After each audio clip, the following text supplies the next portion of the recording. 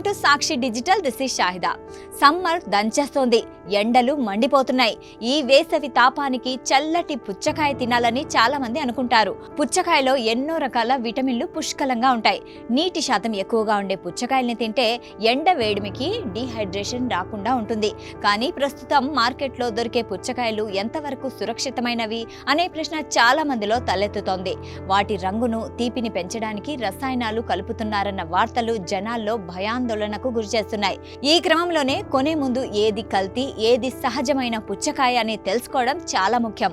పుచ్చకాయ ఎర్రగా కనిపించడానికి తరచుగా ఎరిథ్రోసిన్ లేదా రెడ్ బి అనే రసాయన రంగును ఉపయోగిస్తారు. కాబట్టి కొన్న పుచ్చకాయలో రంగులు వాడారా లేదా అనేది తెలుసుకునేందుకు కాయను 2 ముక్కలుగా కోయండి. చిన్న తెల్లటి పత్తి ముక్కను తీసుకోండి.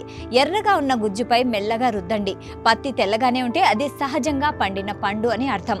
ఒకవేళ పత్తి ఎర్రగా మారితే దానికి కృత్రిమ రంగులు అద్దారని అర్థం.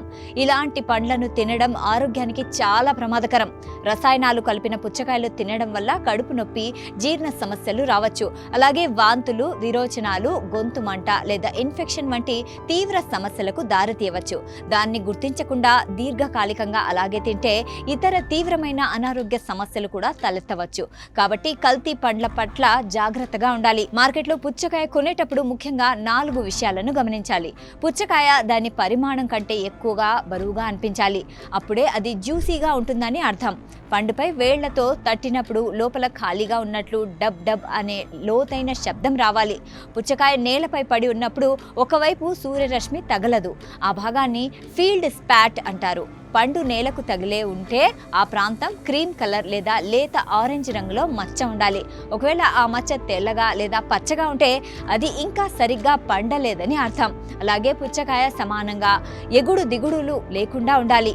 వింతగా ఉబ్బి ఉన్న పండ్లను తీసుకోకపోవడమే మంచిది. కొంచెం జాగ్రత్త వహిస్తే ఆరోగ్యకరమైన, రుచికరమైన పుచ్చకాయను కొనొచ్చు.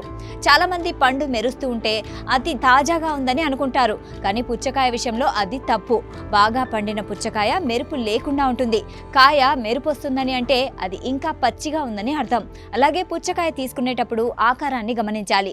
పొడవుగా ఉన్నవి మగపండు, వీటిలో నీటి శాతం ఎక్కువగా ఉంటుంది.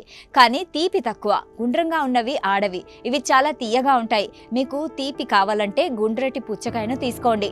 కాయపైన గోధుమ రంగులో నెట్ లాంటి గీతలు కనిపిస్తే ఆ పండును అస్సలు వదలకండి. ఆ గీతలు ఎక్కువగా ఉంటే ఆ పండు అంత తీయగా ఉంటుందని అర్థం.